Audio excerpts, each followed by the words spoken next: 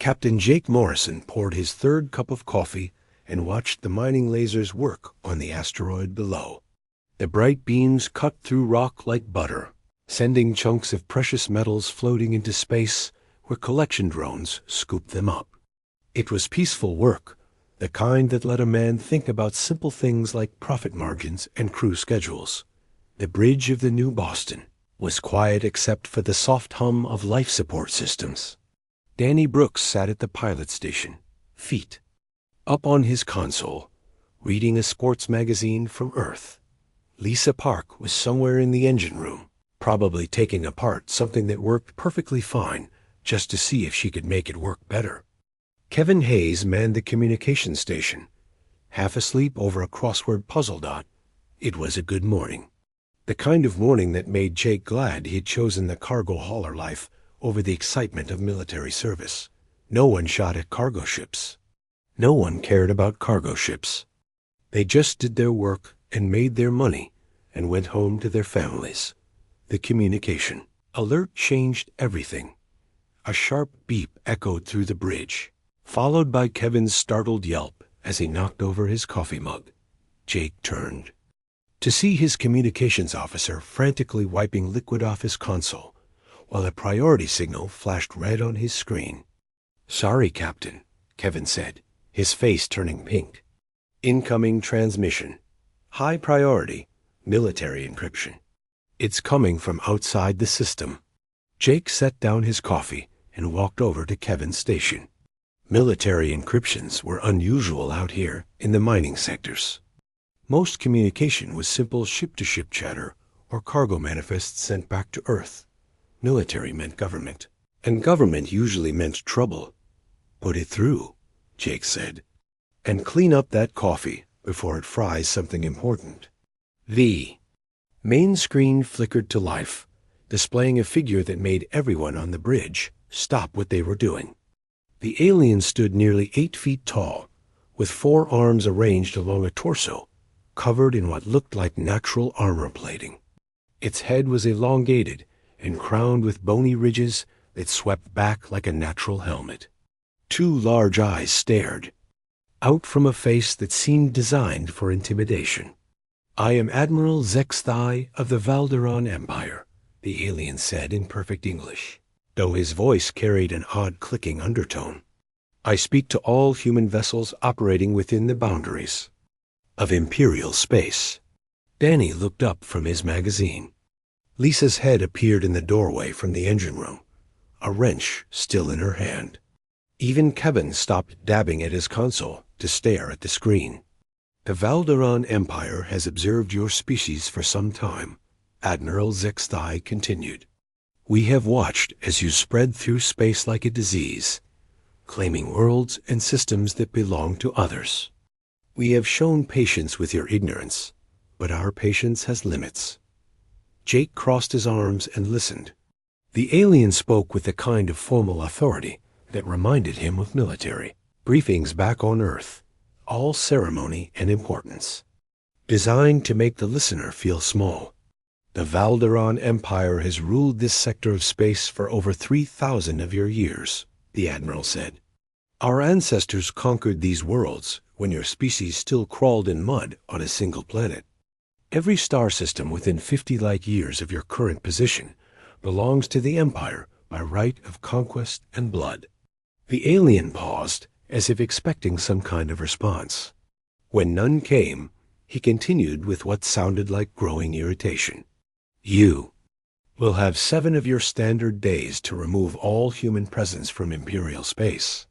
Every ship, every station, every mining operation must cease immediately. Any human vessel found in Imperial territory after this deadline will be destroyed without warning or mercy." Jake noticed that Lisa had come onto the bridge to get a better view of the screen. Danny had put down his magazine and was actually paying attention for once. Kevin had given up on his coffee cleanup and was staring at the alien with his mouth slightly open. "Do not mistake our generosity for weakness," Admiral Zexthai said, his voice rising with each word. "The Valderon Empire has reduced entire civilizations to cosmic dust.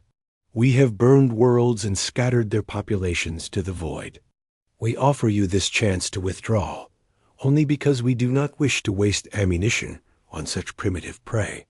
The Admiral gestured with two of his forearms, and the camera angle widened to show the bridge of his ship. Other aliens moved in the yaw. Background, all tall and armored like their commander. Banks of weapons controls lined the walls, and tactical displays showed formations of warships. "Look upon us and despair," the Admiral said. "We are your superiors in every way that matters.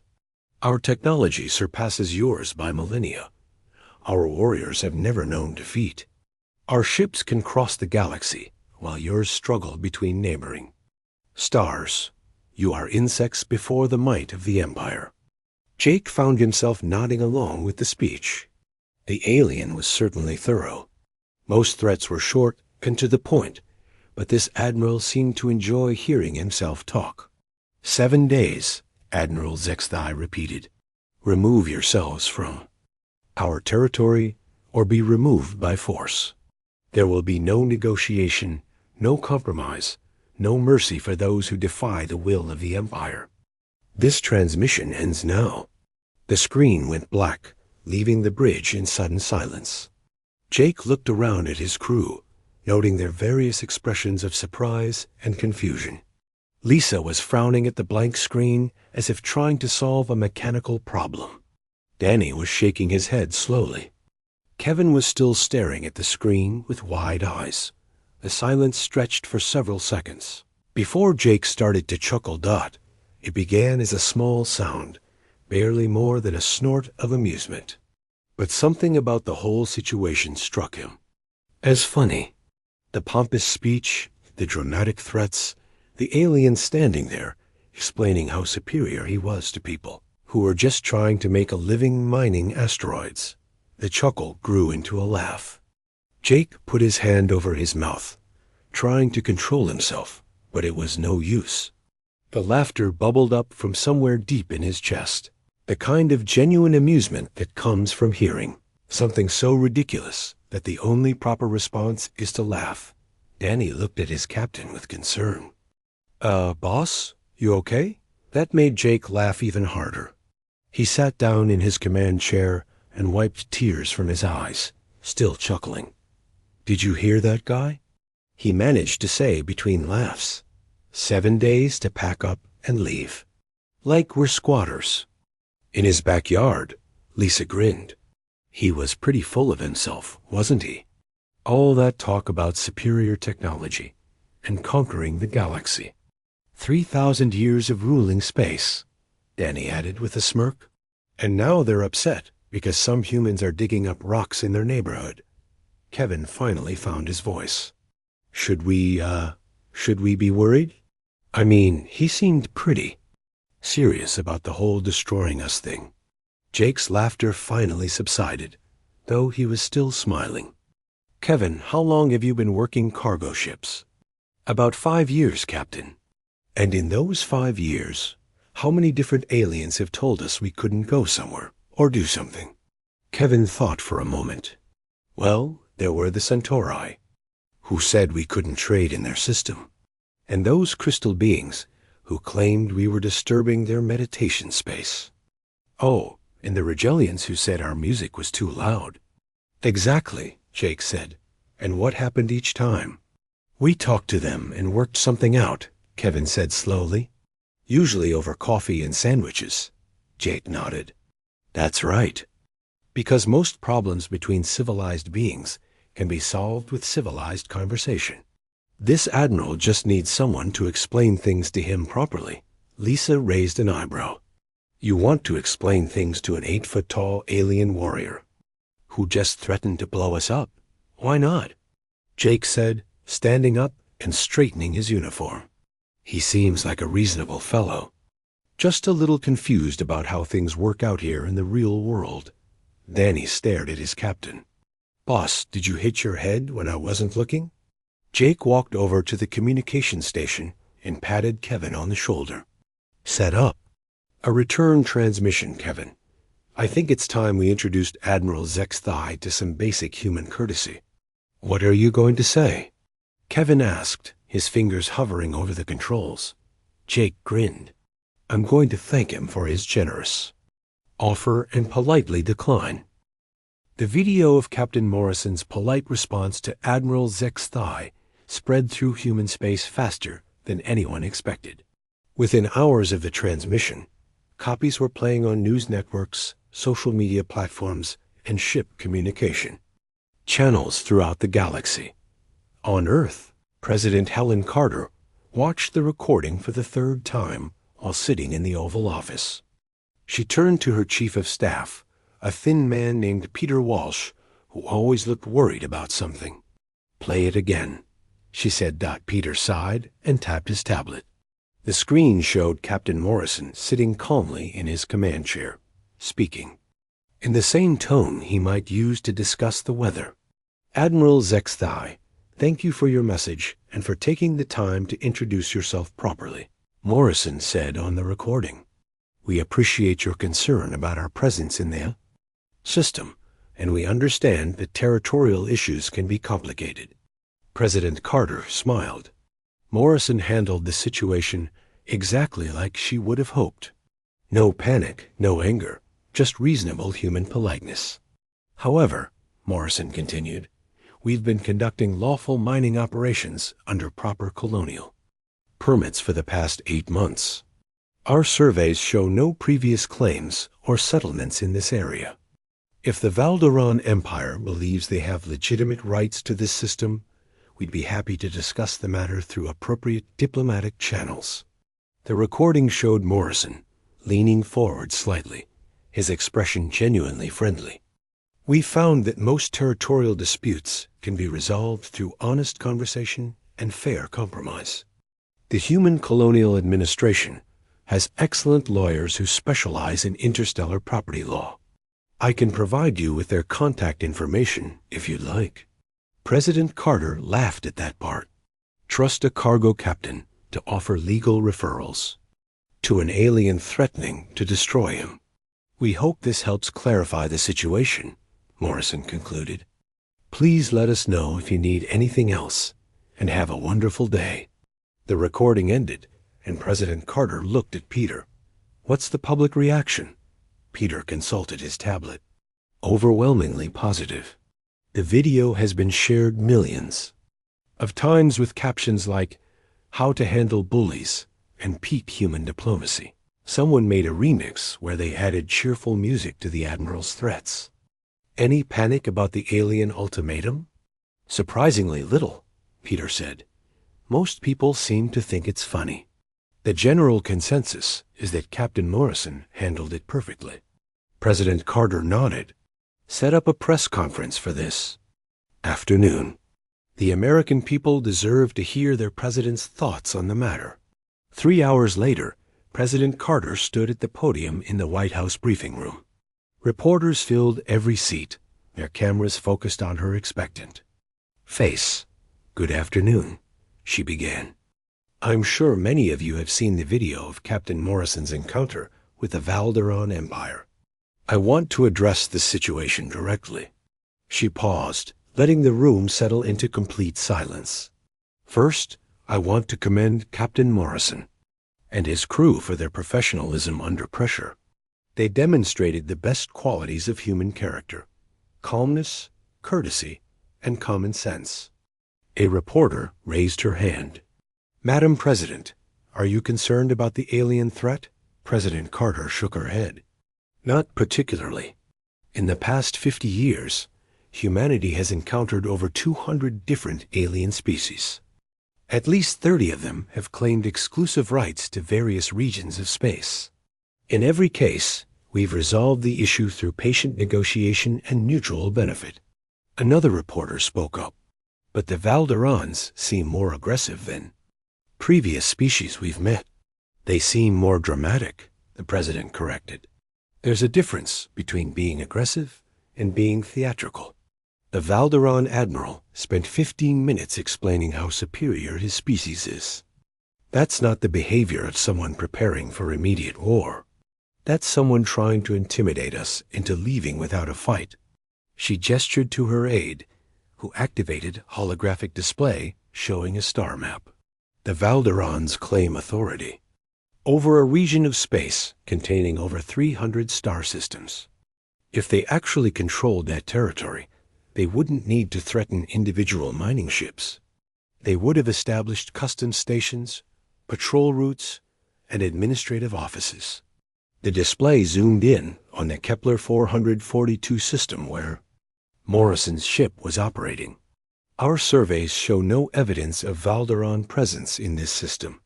No bases, no monitoring stations, no resource extraction operations. It appears to be an empty claim. A veteran reporter from the Washington Post leaned forward. "Madam President, what if the Valderons follow through on their threat?" President Carter's expression grew serious. "Then we'll defend ourselves, just as we always have, but I don't think it will come to that. In my experience, people who spend a lot of time talking about how powerful they are usually prefer to avoid actually proving it." Meanwhile, on Mars, Admiral Chris Powell was having a very different conversation. The commander of the Human Defense Fleet sat in his office, reviewing intelligence reports about Valderon military capabilities with his staff. "Their ships are impressive," said Colonel Janet Murphy, his intelligence chief. "Each of their dreadnoughts masses about 50,000 tons and carries enough firepower to level a small city." Powell nodded, studying the holographic projections of Valderon warships.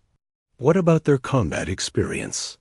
"That's where it gets interesting," Murphy replied. She manipulated the display to show battle records. "We've found evidence of 12 major conflicts involving Valderon forces over the past 500 years. In 11 of those conflicts, the opposing forces surrendered before any shots were fired. And the 12th? A species called the hegemony tried to fight back. The war lasted exactly 4 days. The hegemony lost every engagement and eventually surrendered unconditionally." Powell frowned at the data. 4 days isn't much of a war. What happened? Murphy highlighted several data points on the display. The hegemony used conventional military tactics. They formed battle lines, engaged at maximum range, and tried to match the Valderon ship for ship. It was a disaster. Valderon technology gave them overwhelming advantages in every category.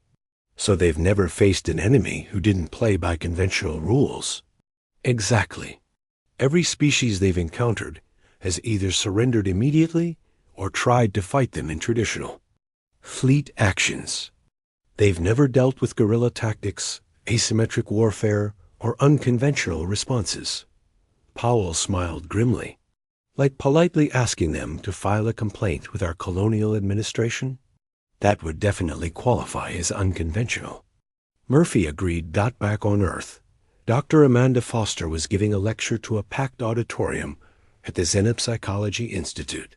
The audience included diplomats, military officers, and journalists, all eager to understand the alien mindset. The Valderon Empire represents a classic example of hierarchical dominance culture, Dr. Foster explained, gesturing to images of Valderon society displayed on the main screen. Their entire social structure is based on the concept of superior and inferior beings. She clicked to the next slide, showing Valderon art and architecture. Notice how their buildings and monuments emphasize height and mass. Their art celebrates conquest and submission. Even their language has 17 different words for surrender, but only 3 for negotiate. A diplomat in the front row raised his hand. Dr. Foster, how do such cultures typically respond to equals? That's the key question, Dr. Foster replied. They don't have a concept of equals. In Valderon psychology, every relationship is either dominant or submissive. They literally cannot process the idea of 2 groups being different, but equal. She moved to the next slide, showing brain scans of Valderon neural activity. This creates a fascinating psychological blind spot. When they encounter a species that acknowledges their technological superiority but refuses to accept social submission, it creates cognitive dissonance. What does that mean in practical terms? Asked. A military officer. Dr. Foster smiled. It means they don't know what to do with Captain Morrison's response. He agreed that their ships are more advanced, but he didn't accept that this gave them authority over human activities. From a Valderon perspective, that's logically impossible. The audience murmured with interest. Dr. Foster continued her explanation. Imagine you're a chess grandmaster, and someone challenges you to a game. You set up the board, expecting them to play by chess rules. Instead, they start moving pieces in ways that aren't legal moves. They're not cheating exactly, but they're not playing chess either. How do you win a chess game against someone who isn't playing chess? A journalist raised her hand. So the Valderons don't know how to respond to our diplomatic approach? Precisely. Their entire military doctrine is based on intimidation, followed by either surrender or conventional warfare. Captain Morrison's polite refusal, followed by offers of legal mediation, doesn't fit either category. Dr. Foster clicked to her final slide, showing a timeline of human-alien first contacts. This is actually a pattern in human space exploration. We've encountered this type of confusion before, though never quite so dramatically. Most alien species eventually adapt to our approach, but it takes time. How much time? Asked the diplomat. That depends on how quickly the Valderons realize that their traditional methods aren't working. Some species figure it out in weeks. 7 days passed exactly as Admiral Zextai had promised. The Valderon battle fleet dropped out of hyperspace at the edge of the Kepler 442 system with the precision that only military formations could achieve. 12 massive warships arranged, themselves in perfect attack formation, their hulls gleaming with the dark metal that marked Valderon construction. Admiral Zextai stood on the bridge of his flagship, the Eternal Dominance, watching the tactical displays with satisfaction. His sensor operators were already scanning the system, expecting to find empty space or perhaps a few fleeing human vessels to chase down and destroy as examples. What they found instead made no sense at all. Admiral called his sensor chief, a younger Valderon named Sub-Commander Kresh. The human ships are still here. Zextai turned from his contemplation of the main screen. Impossible. Show me. The tactical display updated to show the current positions of all vessels in the system. The original human mining ship, the New Boston, remained exactly where it had been a week ago. Its mining lasers were still cutting into the asteroid, and collection drones continued gathering the extracted materials. But that was not the strangest part. Admiral, Kresh continued, his voice uncertain. There are more ships now, many more. The display highlighted 17 additional human vessels scattered throughout the system. Zextai studied their positions and configurations with growing confusion. These were not military ships preparing for battle. They appeared to be a random collection of civilian vessels, cargo haulers, passenger liners, research ships, and industrial platforms. What are they doing? Zextai demanded. Kresh manipulated the sensor data, providing detailed scans of each vessel. The cargo ships appear to be conducting normal supply runs between the mining operation and the outer system. The passenger liner is maintaining a standard orbital pattern around the fourth planet. The research vessels are scanning asteroids in the belt. They are conducting business, Zextai said slowly, as if we were not here. His weapons officer, Commander Vex, looked up from his console. Admiral, the human ships are not even attempting to flee. Some of them have actually moved closer to our position. Zextai examined the tactical data more carefully. Vex was correct. 3 human vessels had changed course since the Valderon fleet arrived, but instead of running away, they had moved into positions that gave them better views of the alien warships The communication alert interrupted his analysis. Zexthai recognized the signal immediately. It was coming from the New Boston. "Put it through," he ordered. Captain Morrison appeared on the main screen, looking exactly as he had 7 days ago. He sat calmly in his command chair, a cup of coffee in his hand, smiling with what appeared to be genuine pleasure. "Admiral Zexthai," Morrison said warmly, "welcome to the Kepler 442 system. I hope your journey went smoothly." Zexthai stared at the human captain. The complete absence of fear in Morrison's voice was deeply disturbing. Every species the Admiral had ever encountered showed immediate terror when faced with a Valderon battle fleet. Fear was the natural response to superior force. "Human," Zexthai said, his voice carrying the weight of 3 millennia of imperial authority. "You were ordered to leave this system. Your presence here is an act of defiance that will not be tolerated." Morrison nodded thoughtfully. "I understand your position, Admiral. Unfortunately, we weren't able to comply with your request. Our colonial permits are still valid, and our mining operations are proceeding on schedule. Abandoning the site would violate several contractual obligations." "Contractual obligations?" Zexthai repeated the words as if they were in a foreign language. "Yes, sir. We have commitments to our investors, our employees, and the colonial administration. I'm sure you understand how important it is to honor one's agreements." The Admiral's 4 arms gestured in the ritual of supreme displeasure. "I do not care about your agreements with inferior beings. I care only that you have defied the will of the Valderon Empire." Morrison sipped his coffee and considered this statement. "Admiral, I don't think we've defied anyone. We've simply continued doing what we were already doing. There's a difference between defiance and just going about your business." "You mock me," Zexthai snarled. "Not at all," Morrison replied with sincere concern. "I would never mock someone who took the trouble to visit our little mining operation. In fact, I was hoping we might be able to help each other out." This statement was so unexpected that Zexthai found himself momentarily speechless. In 300 years of military service, no enemy had ever offered to help him with anything. "Help?" He managed to say, "Certainly. You mentioned that the Valderon Empire has been operating in this region for 3,000 years. That's an impressive span of time. You must have extensive knowledge about local conditions, trade routes, and resource distribution." Morrison leaned forward in his chair, his expression becoming more animated. "We're relatively new to this area, and we could really benefit from some experienced guidance. Are there any navigational hazards we should know about? Seasonal solar phenomena that might affect our operations? Local wildlife that we should avoid disturbing?" Zexthai looked around his bridge at his equally confused officers. The human was asking for advice.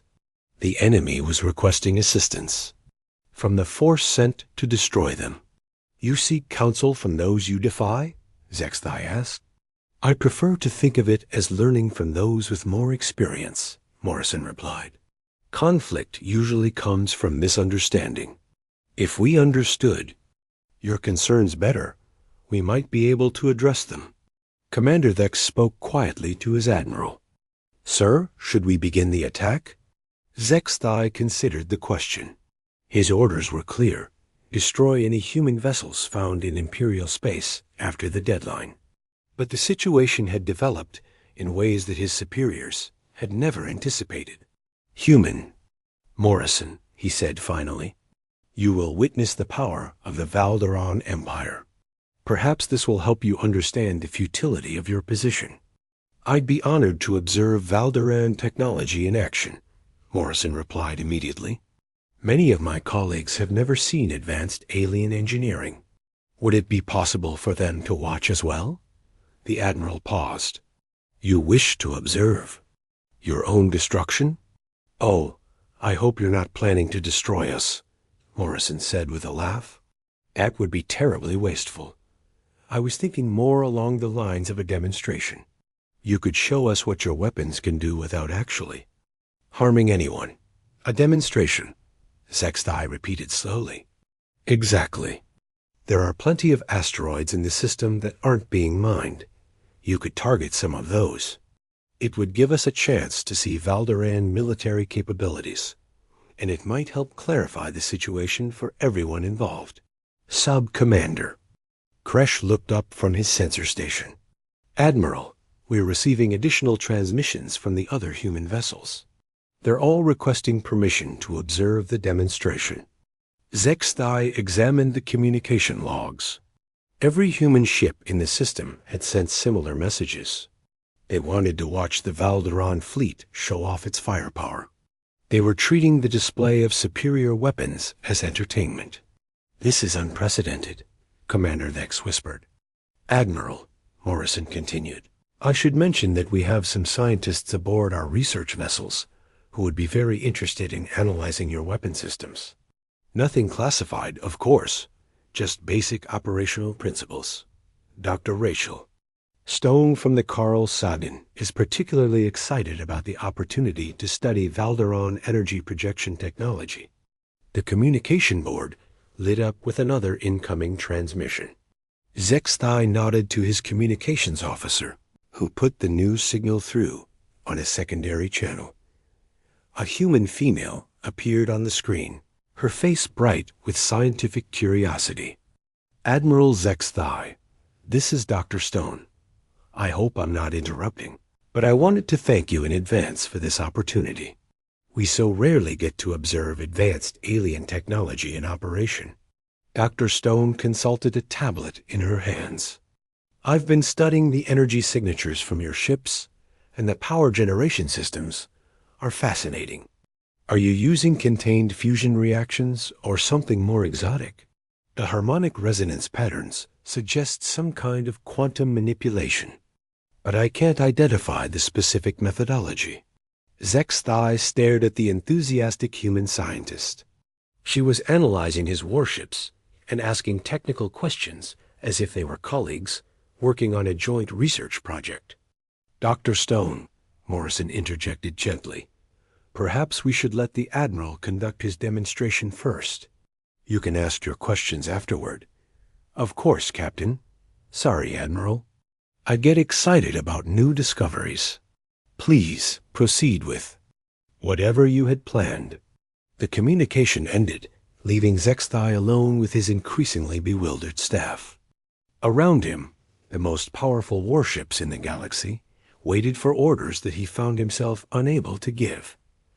How do you intimidate a species that asks you to show them how intimidation works? How do you terrify people who want to take notes on your terror techniques? Admiral, Commander Vex said quietly, what are your orders? Zexthai looked at the tactical display showing 17 human vessels positioned to get the best possible view of Valderan firepower. He thought about his superiors back on the whole world, waiting for reports of another successful intimidation campaign. Admiral Zexthai selected his targets carefully. 3 large asteroids floating at the edge of the mining field would serve perfectly for the demonstration. Each rock was big enough to show the full power of Valderan weapons, but far enough from the human ships to avoid any accidental damage. He activated the fleet communication system. All vessels, prepare for coordinated weapons demonstration. Target assignments are being transmitted now. We will show these humans what happens to those who defy the Empire. Throughout the Valderan fleet, weapons officers powered up their systems. Particle cannons charged with deadly energy. Plasma torpedoes loaded into their tubes. Kinetic bombardment systems aligned their projectiles. In moments, enough firepower to destroy a small moon would be ready to unleash. On the bridge of the New Boston, Captain Morrison opened a communication channel to all human vessels in the system. Attention all ships. The Valderan fleet is about to begin their demonstration.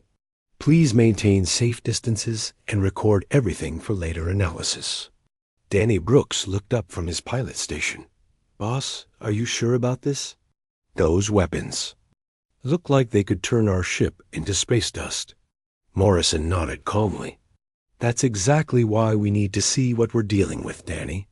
Knowledge is always better than ignorance." Lisa Park's voice crackled over the ship's intercom from the engine room.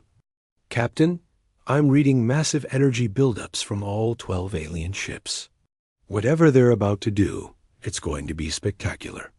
Across the system, the crews of 17 human vessels watched their sensors and prepared their recording equipment. Dr. Rachel Stone aboard the Carl Sagan made final adjustments to her scientific instruments. Eager to gather data on alien technology that no human had ever seen in action, Admiral Zexthai gave the order. "All ships commence firing." The first salvo was magnificent in its destruction. 12 particle beams struck the largest asteroid. Simultaneously, each one carrying enough energy to power a city for a year. The rock simply vanished, converted to superheated plasma in less than a second. The explosion lit up space like a small star being born. "Incredible," Morrison said quietly, watching the display. "Kevin, are you getting this recorded?" "Every second, Captain," Kevin replied, his voice filled with awe. "The energy output readings are off the charts." The second asteroid suffered a different fate. Valderon plasma torpedoes struck it in a carefully timed sequence, each explosion larger than the last. The rock cracked apart in slow motion, its pieces glowing white-hot as they tumbled through space. The final torpedo struck the largest fragment, reducing it to a cloud of glowing dust. Dr. Stone's excited voice came over the communication channel. "The energy efficiency is remarkable. They're achieving nearly perfect matter-to-energy conversion. The beam-focusing technology alone represents advances we haven't even theorized yet." For the third asteroid, Admiral Zexthai ordered a kinetic bombardment. Massive projectiles launched from the Valderon ships accelerated to a significant fraction of light speed by magnetic fields. When they struck their target, the impact released energy equivalent to several nuclear weapons. The asteroid shattered completely, its fragments scattered across thousands of kilometers of space. The demonstration continued for 20 minutes. Each Valderon ship showed off different weapon systems, different targeting capabilities, different levels of devastating power. They reduced asteroids to plasma, shattered them into perfectly geometric pieces, and vaporized them entirely. It was a display of technological superiority that should have terrified any rational observer. The human response was unlike anything Admiral Zexthai had ever experienced. "That was absolutely amazing," Morrison said when the firing stopped. "Admiral, thank you so much for taking the time to show us your capabilities. The precision and power of your weapon systems is truly impressive." Dr. Stone's voice, practically, bubbled with enthusiasm. "The quantum mechanics involved in your particle beam arrays must be incredibly sophisticated. How do you maintain coherence over such long distances? And the plasma containment fields in your torpedoes, are those generated by localized space-time distortions?" Other human voices joined the conversation. Captain Alan Murphy from the cargo hauler Prairie Wind offered congratulations on the excellent marksmanship. Engineer Tom Bradley from the research vessel Newton asked technical questions about the kinetic projectile guidance systems. Dr. Sarah Kim from the passenger liner Star Dancer requested permission to publish a scientific paper about the demonstration. Admiral Zexthai found himself listening to what sounded like enthusiastic applause from every human ship in the system. They were treating his display of overwhelming military force as if it were a fireworks show at a festival. "Humans," he said finally, his voice carrying across all communication channels, "you have witnessed the might of the Valderon Empire. Surely now you understand the futility of resisting our will." Morrison's reply came immediately. "Admiral, We definitely understand your technology is far more advanced than ours. The demonstration made that very clear. But I'm not sure how that changes our situation. You refuse to surrender even after seeing our power? Surrender what, exactly? Morrison asked. We're not at war with anyone. We're just mining asteroids under proper legal permits. Your weapons demonstration was impressive, but it doesn't change the fact that we have legitimate business here. Zexthai felt something he had never experienced in 3 centuries of military service: complete helplessness. Every tool in his arsenal, every technique that had brought the Empire victory for 3,000 years, was useless against this bizarre human response. You acknowledge our technological superiority, he said slowly. Absolutely, Morrison agreed. Your ships are more advanced, your weapons are more powerful, and your engineering capabilities are clearly beyond anything humanity has achieved. Then, you must submit to our authority. Morrison paused, as if considering the logic of this statement. I'm sorry, Admiral, but I don't see how that follows. Your ships are impressive, but that doesn't give you legal jurisdiction over this system. It's like saying that because someone has a fancier car than me, they get to decide where I can drive. Dr. Stone's voice joined the conversation again. Admiral, if you don't mind me asking, what specific legal claim does the Valderon Empire have to this system? Captain Morrison mentioned that our surveys showed no previous settlements or resource extraction operations. We have ruled this region for 3 millennia, Zexthai replied. But have you actually used this particular system? Dr. Stone asked. I mean, have you built bases here, established mining operations, or assigned permanent residents? Because, according to the Galactic Settlement Conventions, unoccupied systems are open to development by any spacefaring species. Commander Thex whispered urgently to his admiral. Sir, they are citing legal precedents. This is not a military matter. Zexthai ignored his officer. The Valderon Empire claims authority over all space within our sphere of influence. Morrison's voice carried a note of genuine curiosity. How do you define your sphere of influence? Is it based on the maximum range of your ships? The distance you can patrol effectively? The systems where you maintain active governmental presence? We define it as we choose, Zexthai said firmly. That's certainly your right, Morrison replied. But other species might define their spheres of influence differently. Without some kind of agreed-upon standard, we could have overlapping claims throughout the galaxy. Dr. Stone spoke up again. Actually, this is a fascinating example of the contact protocol problems we discussed in xenosociology class. Different species often have completely different concepts of territorial authority. Captain Murphy from the Prairie Wind joined the conversation. Back home, we have international waters where anyone can operate as long as they follow basic safety rules. Maybe we need something similar for space. Engineer Bradley added his thoughts.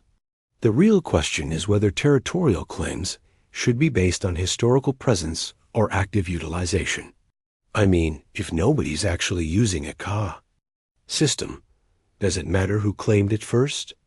Admiral Zexthai listened to the humans discuss interstellar law as if they were having a casual conversation over coffee. They were turning his military ultimatum into an academic debate about legal theory and territorial rights.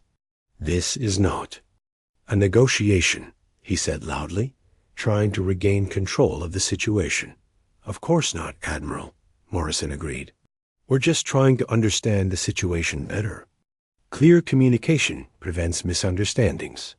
You will leave this system immediately or face destruction, Morrison sighed. Admiral, with all due respect, I don't think you really want to destroy us. Your demonstration showed that you could have eliminated our entire fleet before we even knew you were here.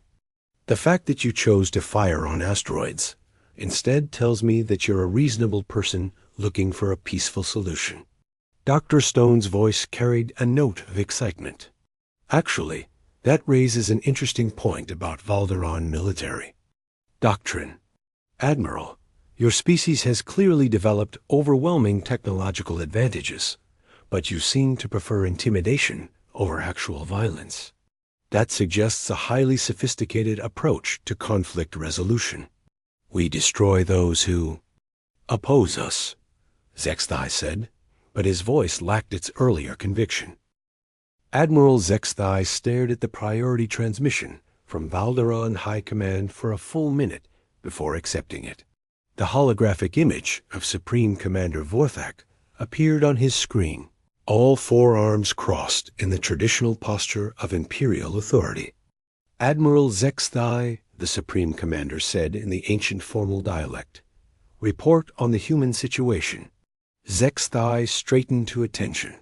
Supreme Commander, the situation has developed in unexpected ways. Explain. The humans refused to leave as ordered. They remain in the system conducting their mining operations. I performed a weapons demonstration to show them the futility of resistance. Supreme Commander Vorthak nodded approvingly. And they surrendered immediately? No, Supreme Commander. They thanked me for the demonstration and asked technical questions about our weapon systems. The Supreme Commander's expression did not change, but his posture shifted slightly. They asked questions? Yes, Supreme Commander. They appear to be treating our military superiority as a topic for scientific study. They have requested permission to publish research papers about our technology. A long silence stretched between the two Valderon officers. Supreme Commander Vorthak had ruled the Empire's military forces for over 2 centuries. In all that time, he had never received a report quite like this one. Admiral, he said finally, are you certain the humans understand that you intend to destroy them? I believe so, Supreme Commander. I have been very clear about our intentions. However, they seem to consider destruction an unlikely outcome. Why? Zexthai consulted his notes from the conversation with Captain Morrison. They claim that reasonable beings can resolve territorial disputes through negotiation. They believe we are reasonable beings. Supreme Commander Vorthak was quiet for several moments. They believe we are reasonable? Yes, Supreme Commander. And they refuse to acknowledge our authority over them? They acknowledge our technological superiority, but question our legal jurisdiction. They have cited something called the Galactic Settlement Conventions. What are the Galactic Settlement Conventions? I do not know, Supreme Commander. The humans claim it establishes protocols for territorial disputes between spacefaring species. The Supreme Commander's image flickered as he consulted with his advisors off-screen. When he returned his attention to Zexthai, his expression was thoughtful. Admiral, in your professional opinion, are the humans preparing for military action against our fleet? No, Supreme Commander. They appear to be preparing for extended negotiations. One of their ships has requested permission to dock with our flagship to deliver refreshments for the discussion. Refreshments? Something called coffee, Supreme Commander. They claim it helps with diplomatic meetings. Supreme Commander Vorthak closed his eyes briefly. Admiral, stand by for new orders. The transmission ended, leaving Zexthai alone with his increasingly confused staff. Around him, the bridge crew waited for instructions that he could not give. Meanwhile, aboard the New Boston, Captain Morrison was having his own conference with the other human ship captains in the system. The way I see it, Morrison said to the assembled faces on his communication screen, we have a classic first contact situation. The Valderons are operating under assumptions that don't match our approach to things. Dr. Stone from the Carl Sagan nodded enthusiastically. Their entire social structure seems built around dominance hierarchies. They can't process the concept of cooperative coexistence between equals. Captain Murphy from the Prairie Winds scratched his beard. So what do? We can't just ignore 12 warships sitting in our mining area. We don't ignore them, Morrison replied, We help them understand that there's another way to handle this situation. Engineer Bradley leaned forward on his screen. How do you propose we do that? Morrison smiled. The same way we've solved every other territorial dispute in human space. We sit down, talk it through, and find a solution that works for everyone. Dr. Kim from the Star Dancer raised her hand. Jake, they've spent the last hour trying to intimidate you into leaving. What makes you think they'll be willing to negotiate? Because they're still here, Morrison said simply. If they really wanted us gone, they would have started shooting instead of talking. The fact that they chose to demonstrate their weapons on asteroids instead of our ships tells me everything I need to know about their real intentions. The conversation was interrupted by an incoming transmission from the Valderon flagship. Admiral. Zexthai appeared on screen, looking less imposing than before. Captain Morrison, the Admiral said, I have been in communication with my superiors. They have authorized me to explore diplomatic solutions to our territorial dispute. Morrison grinned. That's excellent news, Admiral. I've been hoping we could sit down and work this out properly. However, Zexthai continued, I must warn you that the Valderon Empire has never engaged in negotiations with species we consider inferior. That's understandable, Morrison replied. Fortunately, we don't consider anyone inferior, so there shouldn't be a problem. Dr. Stone spoke up from her ship. Admiral, I've been researching your species' history, and I'm fascinated by your technological achievements. The engineering principles behind your ships represent centuries of advanced development. Zexthai looked surprised. You have studied our civilization? As much as possible with limited data, Dr. Stone said. Your species clearly values precision, efficiency, and long-term planning. Those are admirable qualities that could complement human approaches to problem-solving. You believe our species could work together? Morrison nodded. Admiral, we've found that most problems become easier when you have different perspectives. Working on them. Your people have thousands of years of experience managing large territories. We have experience adapting to new environments and finding creative solutions to resource challenges. Captain Murphy added his thoughts. Back where I come from, we have a saying, many hands make light work. The more people you have cooperating, the easier the job becomes. Admiral Zexthai considered this concept. The Empire has always achieved success through the application of superior force. That works when you're dealing with enemies, Engineer Bradley said. But we're not your enemies. We're just neighbors trying to make a living. Dr. Kim smiled warmly. Admiral, would you like to come aboard one of our ships for the discussion? I know that might seem unusual, but sometimes face-to-face conversations work better than talking over communication channels. The request clearly surprised Zexthai. You invite me to your vessel? Of course, Morrison said. The new Boston isn't fancy, but we have a good conference room and excellent coffee. My crew would be honored to host such distinguished guests. Zexthai looked around his bridge at his officers. Commander Thex shrugged his 4 shoulders in a gesture that meant he had no idea what to do either. Very well, the Admiral said finally. I will bring a small diplomatic party to your ship. 2 hours later, Admiral Zexthai found himself sitting in the cramped conference room of a human cargo vessel, holding a cup of coffee and listening to Captain Morrison explain the basics of human colonial law. The key principle, Morrison was saying, is that space belongs to everyone. No single species can claim exclusive rights to entire regions just because they're strong enough to enforce those claims. Dr. Stone had joined them via holographic projection from her research ship. What we need is a framework that recognizes both historical presence and active utilization. The Valderons have legitimate interests in maintaining security and stability in this region. But individual systems that aren't being actively used should be available for development, added Captain Murphy, who who had shuttled over from his own ship. Admiral Zexthai sipped his coffee thoughtfully. The beverage was strange, but not unpleasant, and the warm liquid seemed to help him think more clearly.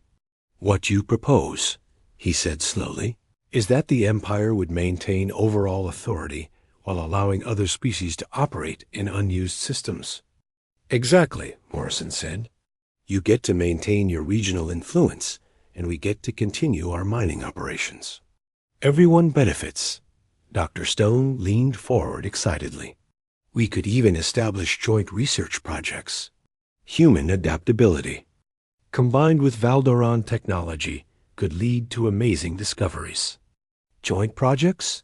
Zexthai repeated. "Why not?" Morrison said with a grin. "You've got the firepower to protect research stations from pirates. We've got the experience to find profitable mining sites. Seems like a natural partnership." "Admiral." Zexthai set down his coffee cup and looked around the table at the earnest human faces. For 300 years, he had commanded fleets that conquered star systems through fear and overwhelming force. In 3 hours of conversation with cargo ship captains and scientists, he had learned more about effective diplomacy than in all his previous military campaigns. "I believe," he said carefully, "that this arrangement could benefit both our species." Morrison raised his coffee cup in a gesture that the other humans immediately copied. "Admiral, I think this is the beginning of a beautiful friendship." 6 months later, Admiral Zexthai stood on the observation deck of the newly constructed Kepler station, watching human and Valderon work crews collaborate on the installation of advanced mining equipment. The joint facility had become a model for interspecies cooperation throughout the galaxy.